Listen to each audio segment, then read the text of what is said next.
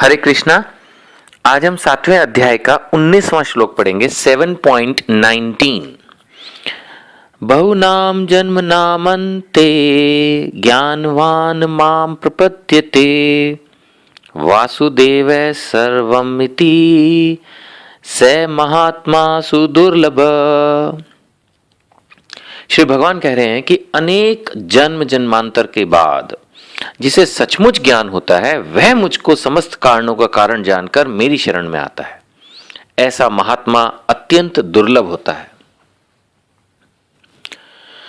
देखिए, ये बात भगवत गीता के कुछ अन्य श्लोकों में भी इंडिकेटेड है और इसको हम अपनी प्रैक्टिकल लाइफ में भी देख सकते हैं कि आमतौर पर लोग भगवान को समस्त कारणों का कारण नहीं जान पाते। इसीलिए भगवान कह रहे हैं कि जो इस बात को जान लेता है वो मेरी शरण में आता है, और ऐसा महात्मा, भगवान उसको महात्मा भी कह रहे हैं, अत्यंत दुर्लभ है। भगवान भी देखिए, दुर्लभ शब्द का मतलब भी यही होता है कि कोई चीज जो इजीली नहीं अवेलेबल होती, लेकिन भगवान जो है वो किसी भी शब्द का चयन करते हैं तो बड़े सोच समझ के कर रहे हैं। तो ये है अत्यंत दुर्लभ। स्वयं भगवान को भी ये लगता है कि जो सृष्टि बनाई है इसमें जितने भी जीव हैं, मनुष्य हैं, वो सिर्फ इंद्रिय तृप्ति में लगे हैं, उनको खाना पीना ऐश करने के सिवाय कुछ सूझता नहीं है। तो ऐसे में वो समस्त कारणों के कारण के बारे में सोचना ही नहीं चाहते। आज मैं अगर किसी व्यक्ति को इस विषय में बताने की कोशिश करूं तो वो या तो सुनना ही नहीं चाहेगा, या अगर गलती से उसने सुन भी लिया तो अपने तर्क देना शुरू कर देगा। मतलब कि वो एग्जैक्टली है क्या, शास्त्रों के अनुसार क्या चीज है, उसको समझना ही नहीं चाहता कोई भी। इसीलिए भगवान कह रहे हैं कि जो मुझे समस्त कारणों के कारण के रूप में जानता है वो महात्मा है और अत्यंत दुर्लभ है। लोगों को आमतौर पर देवी देवता और भगवान में फर्क नहीं मालूम होता। देखिए, पृथ्वी पर 33 करोड़ देवी देवता हैं, सबके अपने अपने डिपार्टमेंट हैं। वायु देवता अलग है, अग्नि देवता अलग है, जल देवता अलग है, हर एक देवता का अपना डिपार्टमेंट है। लेकिन भगवान तो भगवान है, परम भगवान है। जब ये धरती खत्म हो जाती है तो वापस महाविष्णु में समा जाती है, तो ये सारे देवी देवता भी एक तरह से खत्म हो जाते हैं। बट भगवान के लोग को कभी कुछ नहीं होता। भगवान के लोग हमेशा एज इट इज मेंटेन रहते हैं, वो टेम्परेरी नहीं है। यहां पर ये जगत टेम्परेरी है। तो श्री भगवान अर्थात भगवान कृष्ण जो कि इस पूरी सृष्टि को चलाते हैं विष्णु रूप से, वे परमानेंट हैं। तो ऐसे धाम में जाना, गोलोक धाम वृंदावन में जाना, भगवान के वैकुंठ लोकों में एंट्री करना, ये होता है हमारे जीवन का लक्ष्य, मानव जीवन का लक्ष्य। मानव जीवन का लक्ष्य खाना पीना ऐश करना नहीं है। ये ऐश तो हम पंछी के रूप में भी करते हैं, रादर ज्यादा करते हैं, टेंशन भी नहीं है। ये ऐश हम जानवर के रूप में भी कर सकते हैं, किसी भी श्रेणी में, किसी भी यू कैन से बर्थ में ये ऐश हम कर सकते हैं। लेकिन मनुष्य का जो जीवन मिला है वो इसलिए मिला है कि हम अध्यात्म को समझें।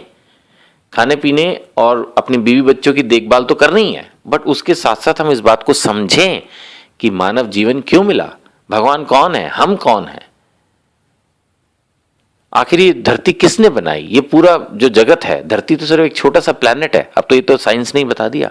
तो किसने बनाया, कौन है जो इसको कंट्रोल कर रहा है, क्रिएट कर रहा है, क्या उसका ऑब्जेक्ट है। ये सब बातें सोचनी समझने के लिए हमें मानव जीवन मिला है। जब हम इन बातों को समझेंगे तब हम इसके लक्ष्य को, कि उस चीज को जिसके लिए ह्यूमन बर्थ मिला, उसको पाने के लिए तभी तो उस दिशा में अग्रसर होंगे। बट आम तौर पर आदमी सिर्फ खाना पीना ऐश करने के चक्कर में ही सारा टाइम लगा देता है और वो इन चीजों में इंटरेस्ट ही नहीं लेता। उसके पास 2 मिनट भी नहीं है कि वो इन बातों पर on an average per day invest करे। तो कैसे उसको मानव जीवन का लक्ष्य मिलेगा? नहीं मिलेगा। वो शायद एक बड़ा साइंटिस्ट या किसी गवर्नमेंट की बड़ी पोस्ट पर पहुंच जाएगा, या शायद एक बड़ा बिजनेसमैन, इंडस्ट्रियलिस्ट बन जाएगा, लेकिन उसको सक्सेस नहीं मिलेगी लाइफ में। सक्सेस नहीं मिलेगी। आप बोलेंगे कैसे, आप इसको मेजर करेंगे? सक्सेस ये है कि सपोज आप इमेजिन कीजिए कि एक बिजनेसमैन को पता चलता है कि भाई वो जो कमा रहा है वो 1 साल तक उसको यूज करेगा और अगले साल जीरो हो जाएगा। तो क्या आप उसको सक्सेस मानेंगे? वो हो सकता है कि यार 1 साल तो ऐश हो रही है ना, हट जा दो, बस बात मत कर बीच में। तो ठीक है, आपकी इच्छा है, बट बाद में तो जीरो ही हो जाना है। तो वही चीज है, अगर हम इस जीवन में कुछ भी कमाते रहें और अल्टीमेटली अचानक किसी भी दिन हम इस सबको छोड़ के चले जाएं, कितने कितने बिजनेसमैन, ये मेरे साथ भी हो सकता है, किसी के साथ भी हो सकता है, बड़े बड़े लोग जिन्होंने अपने जीवन में इतनी सफलताएं हासिल की, अचानक किसी भी क्षण सब कुछ छोड़ के चले जाते हैं। फिर अगले जन्म में फिर से उनको माता के गर्भ में जाना है। अगर मनुष्य योनि मिली, ऐसे कर्म किए होंगे, नहीं तो पहली बात तो यही मिलना मुश्किल है। अगर इस जन्म में हमने नॉनवेज खाया है, अगर इस जन्म में हमने वाइन पी है, दूसरी स्त्रियों का संग किया है, पुण्य कोई काम किया नहीं, भक्ति कोई की नहीं, तो क्या होगा? अगला जन्म तो फिर जानवर का ही मिलना है। अगर मनुष्य जन्म मिला भी किसी पुण्य की वजह से, किसी अच्छे कर्म की वजह से, जो सोचते या चलो मान लेते कैसे भी किया, तो भी 9 महीने तक पेट में उल्टा लटकना पड़ेगा। उसके बाद फिर वही दोबारा से ABCD पढ़नी पड़ेगी, वही सारा प्रोसेस है। तो आखिर कब तक ये बर्थ डेथ साइकिल में हम उलझे रहेंगे? लाखों जन्म बीत चुके हैं इसी तरह से। अब हमें चाहिए कि कम से कम श्री प्रभुपाद की कृपा से, भगवान कृष्ण की कृपा से भगवत गीता का ज्ञान जो है वो सब जगह डिस्ट्रीब्यूट किया जा रहा है, तो उससे हम समझें कि ह्यूमन लाइफ किस लिए मिली है, what is the aim of human life. इस बात को हमें चाहिए कि हम समझें। लेकिन अगर हम समझना नहीं चाहते तो हम दुर्भाग्यशाली होंगे। मैं बार बार हर बार इस बात को रिपीट करता हूं ताकि कभी कोई व्यक्ति अगर एक श्लोक भी सुनने का प्रयास कर रहा हो तो प्रभुपाद जी के इस मैसेज को समझे कि कहीं पर भी प्रभुपाद जी या भगवान कृष्ण ये नहीं कह रहे कि आप सब काम छोड़कर जंगल में चले जाओ या भगवा वस्त्र पहन के मंदिरों में रहना शुरू कर दो। क्योंकि आमतौर पर कोई भी बात सुनते आदमी का फर्स्ट रिएक्शन यही होता है, जो खासकर सक्सेसफुल बिजनेसमैन है, तो क्या हम अपना बिजनेस करना छोड़ दें, क्या हम अपना जॉब छोड़ दें, क्या हम अपने बीवी बच्चों का ख्याल ना करें? करिए सर, भगवान ने 24 घंटे का दिन बनाया है। अगर आप 10 मिनट, 15 मिनट, आधा घंटा भी इसके अंदर लगाएंगे तो आपको नॉलेज मिलनी शुरू होगी और आपके जीवन में एक पॉजिटिव शुरुआत होगी। थोड़ा समय तो इसके लिए निकालने का प्रयास करना ही होगा। नहीं अगर आप करना चाहते, आपकी इच्छा है, भगवत गीता के माध्यम से ये चीज़ क्लियरली मतलब अवेलेबल है। ये नहीं कि I am telling, it's very clear. अगर आप इस जन्म में भगवान और उसके विषय में कुछ जानना ही नहीं चाहते तो ठीक है, फिर आपको मानव जीवन का लक्ष्य प्राप्त नहीं होगा, ये गारंटी है, नहीं होगा।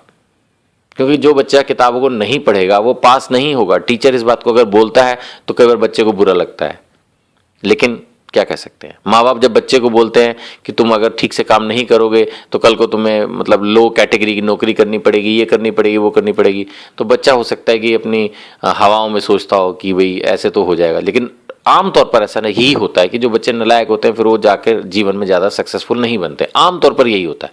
अब कोई बहुत किस्मत वाला हो तो बात अलग है, बट किस्मत भी भौतिक स्तर पर ही काम करती है।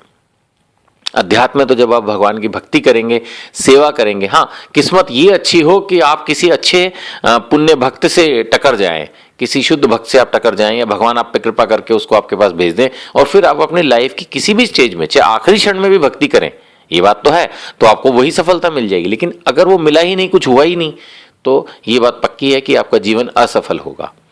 असफल की डेफिनेशन मैं फिर से बोल दूं, असफलता का मतलब ये नहीं कि आप अपने बिजनेस में सफल नहीं होंगे, हो सकता है उसमें आप 1000 करोड़ रुपए रोज के कमा रहे हो, लेकिन असफलता का मतलब है, सफलता का क्या मतलब है, मैं पॉजिटिव लेता हूं बजाय ये कहने की असफल होगा। मैं कहता हूं सफलता क्या है, तो सफलता है कि हम इस बर्थ डेथ साइकिल से छूट जाएं, यानी हम भगवान के धाम में चले जाएं जहां ना बर्थ है, ना डेथ है, ना ओल्ड एज है, ना डिसीज है। ये है सफलता, और इसके अलावा बाकी सब कुछ है विफलता। आप प्लीज कोई भी इस चीज को बुरा ना माने कि मैं बोल रहा हूं कि हमारा जीवन असफल होगा, तो मैं एक्चुअली चाहता यही हूं दिल से कि मैं खुद भी और जो भी लोग इन श्लोकों को सुन रहे हैं वो अपने जीवन में सफलता की ओर आगे बढ़ें। और भगवत गीता के अनुसार, श्रीमद् भागवतम के अनुसार हमारे जीवन की सफलता की परिभाषा है कि हम इस बर्थ डेथ साइकिल को छोड़ दें। जब तक ये बर्थ डेथ साइकिल हमारे ऊपर लगी हुई है तब तक हमारा बार बार जन्म होगा, हम बार बार बड़े होंगे, पढ़ लिख के ABCD बार बार सीखो, फिर से दोबारा बड़े हो, फिर से नौकरी करो, बिजनेस करो, फिर से कुछ ना कुछ करो, और फिर बुढ़ापे हो जाएगा, फिर बीमारियां लगेंगी, फिर मुसीबतें, फिर वही डेथ, फिर वही बर्थ, लगे रहेंगे। इसीलिए भगवान कह रहे हैं कि जो इस बात को समझ लेता है, जिसको ज्ञान हो जाता है, वो इस बात को समझता है कि भाई भगवान की शरण में मुझे जाना है और वो समस्त कारणों के कारण है और वही मेरे मानव जीवन का लक्ष्य है। जो इस बात को जानता है उसी को, इसीलिए भगवान कह रहे हैं कि वो महात्मा सुदुर्लभ है। बहुत मुश्किल है ऐसे महात्मा को ये बारे में जान पाना। हरे कृष्णा।